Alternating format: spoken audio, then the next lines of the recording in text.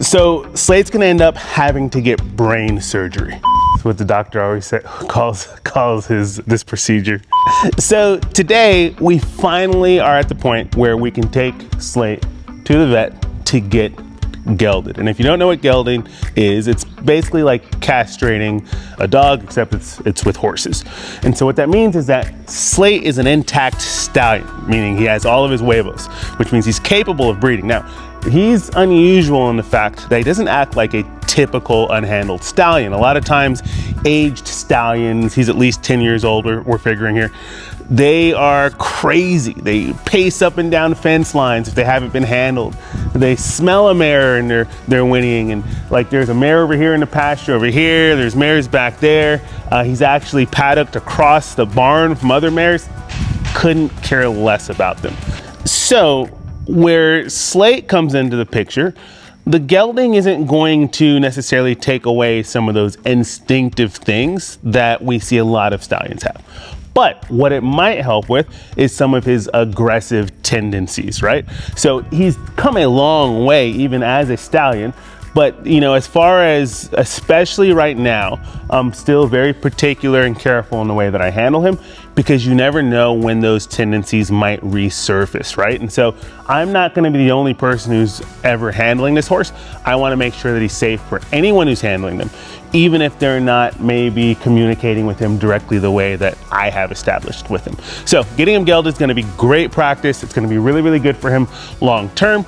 And there are a lot of unwanted horses in this country. Horses that are neglected, that are not taken care of, that are starving and hungry, believe it or not. And so we don't wanna have a horse out here that's going out and breeding and producing a whole bunch of progeny. We wanna make sure that we're responsible, setting him up so that whatever home he ends up going to, that he's ready to live his best life possible. So come join us as we take Slate for his first trip off property since he's been here and to the vet so that he can finally get gelded.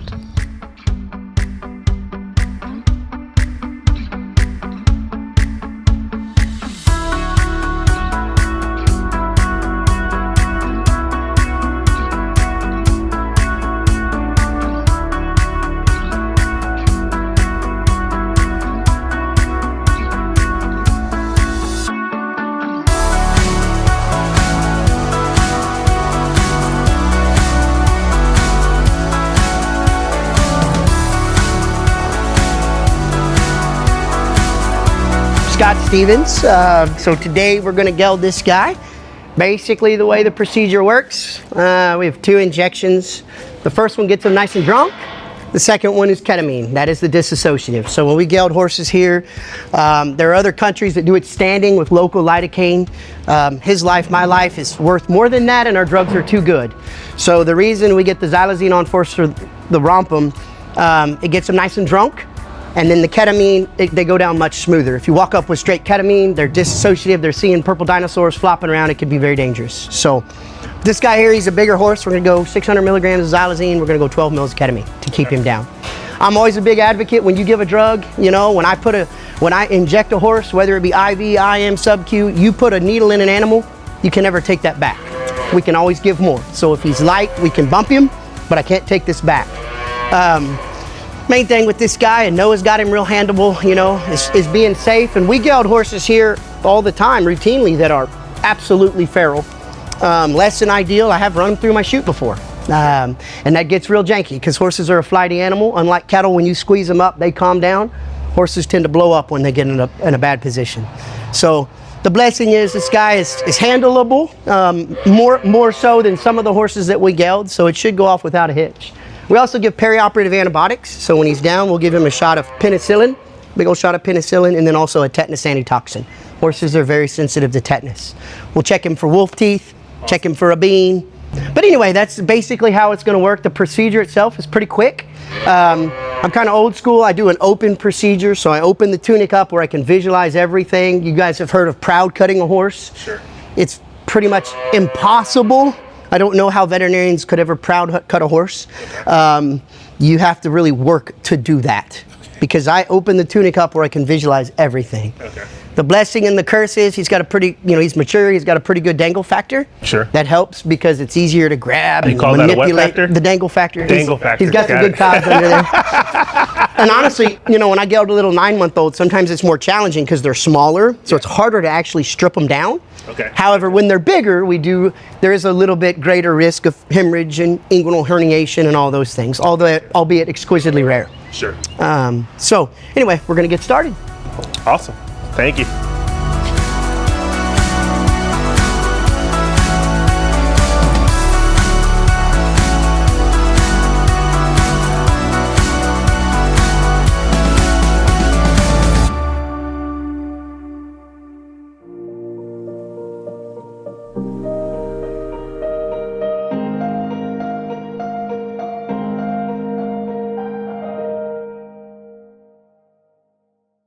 Every ride shouldn't feel like you're just waiting to fall off. You used to feel sure, but now every time you ride, you're second guessing yourself. Your timing, your feel, whether you even belong in the saddle anymore. It's not that you don't love your horse. It's that you're just not sure that you can lead them well. Falling isn't inevitable, and being afraid doesn't mean you're broken. It makes you brave, because you're still here looking for a better way. That's why we created our free You Never Have to Fall Off Again workshop. To give you that plan, step by step. The piece you've been looking for is closer than you think.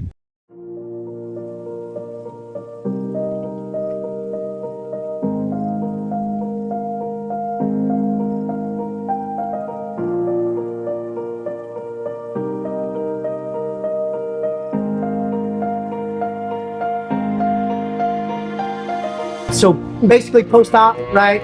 A lot of people want to put them in a stall for days or a week. Oh man, you're castrated. It's really best for these horses. The more they can move, the better. Yeah. Okay. It helps with swelling. When we do this, and we've done this for hundreds of years, we leave them open. That's an open castration. And even if he was Barbaro, a $200 million horse, we do them open all the time. That is standard. Awesome. Okay. The reason we don't close them is we don't want to trap bacteria in there. So basically, that in between his legs there, we want to treat this kind of like an abscess. We want to heal from the inside out. So the more he moves, the more that fluid he'll work. Less chance of infection, less chance of swelling. It's better for him. Okay. Just similar to humans, you get your total. My mother-in-law got her knee replaced. She laid around for 8 months. Oh, my knee. She didn't do physical training, physical therapy. She didn't get on her PT, and it was the hardest thing in her life. My dad had his knee done, and he was tough, and he got on physical therapy, and he got active, and he got moving, and in 4 or 5 months, he was fit as a fiddle, ready to go. Best procedure he'd ever had. Gotcha. So Okay. staying moving is important. I expect some swelling. I usually tell people the size of both my pits. It's kind of normal. All right. A really small percent. Some of these horses will swell like down into their teeth. Okay. If that happens, shoot me a picture, call me, text me. Okay. But I would say basically no restrictions. I don't want any hay or grain or water until later this evening. Okay. That anesthesia slows them down here, but it also slows their guts down too. And in theory, you could colic them. I don't know that I've ever colicked a horse with anesthesia. But, in humans, right, when you go under general, they many times don't let you leave the hospital till you have demonstrated that you can move stuff. Yeah. Gotcha. That you've got to have fecal boluses coming out of that end. And so I would say hold off on, hay and grain, feed, water till late this evening. Okay. All right. Other than that, no special instructions, and good luck with them, man. Hey, thanks a lot, Doc. Appreciate you. Thank you.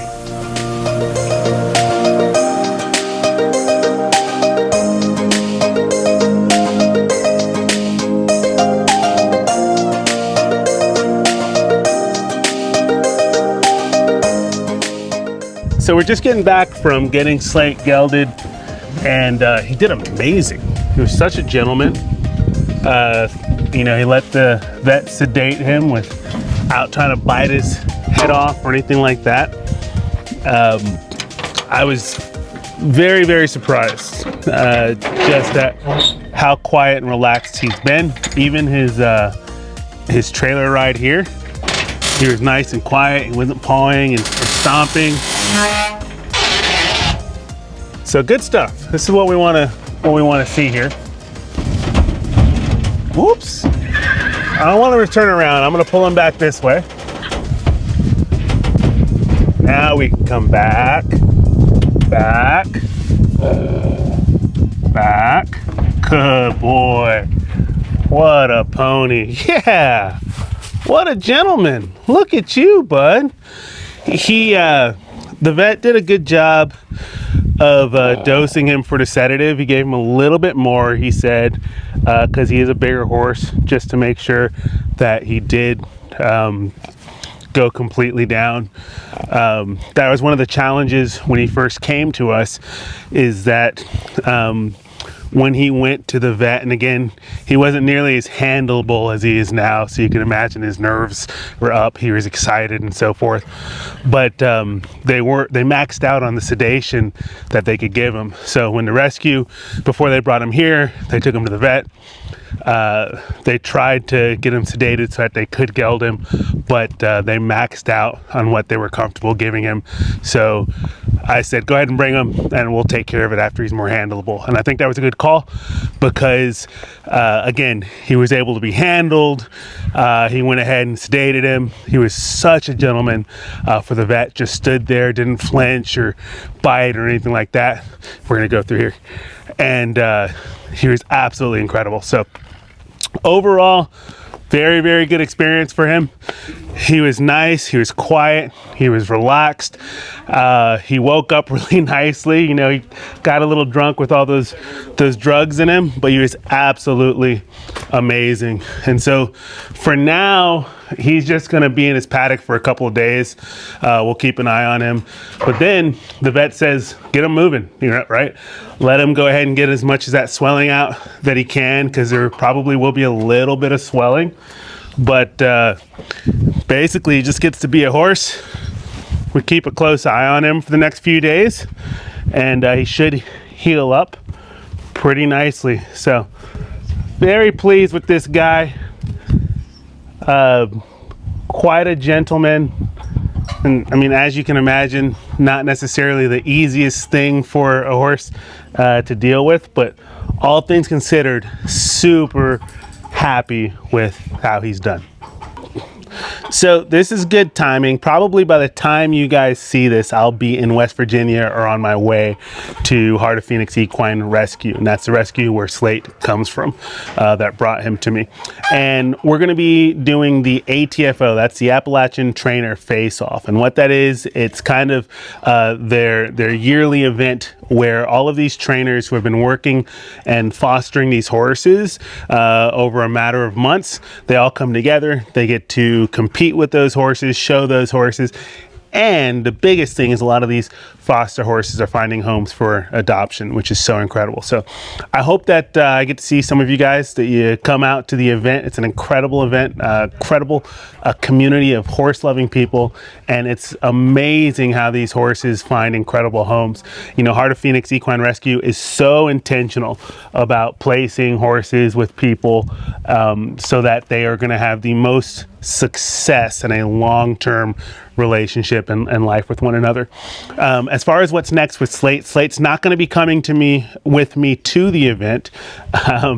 He'll probably be still here and continuing to heal on up here and getting turned out and stretching out and all that kind of stuff.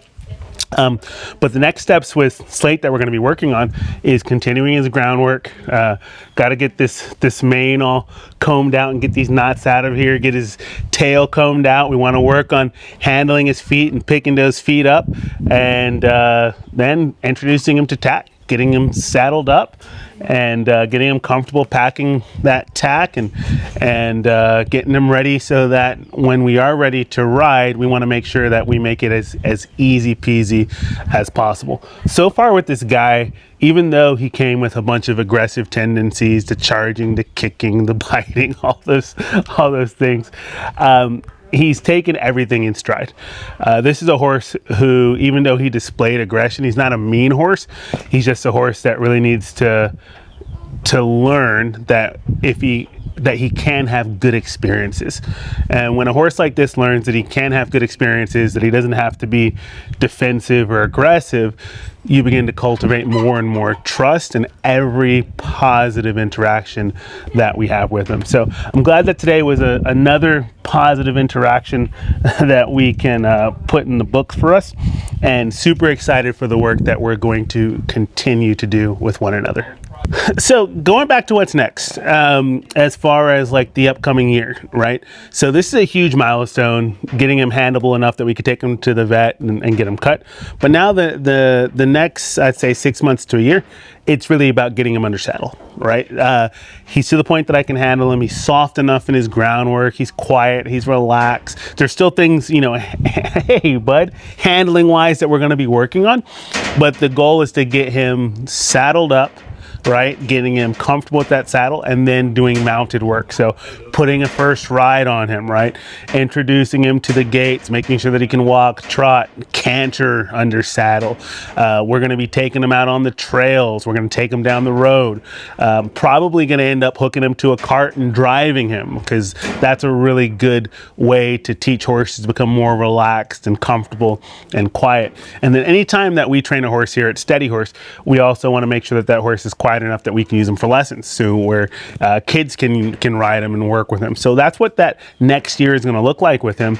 And the goal is to get him ready for the next ATFO. That's the Appalachian Trainer Face Off, where hopefully he can be a part of their annual auction, where people who have been following Slate will have an opportunity to bid on him and maybe become his adoptive family, which would be awesome and incredible to see.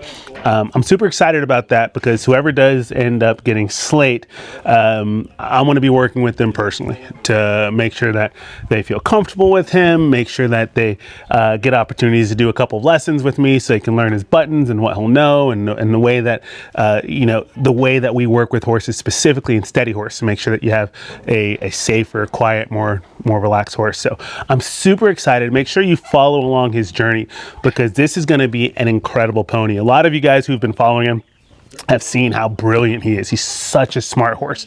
Even though, you know, he's got a history past of things that he's gone through and experienced, and he had all this aggression, this is a horse that has a huge heart, is super smart, and has a lot of try in him. And you can't order that up. I mean, that's something really special when you find it in a horse. And I'm super honored and excited to continue to work with him.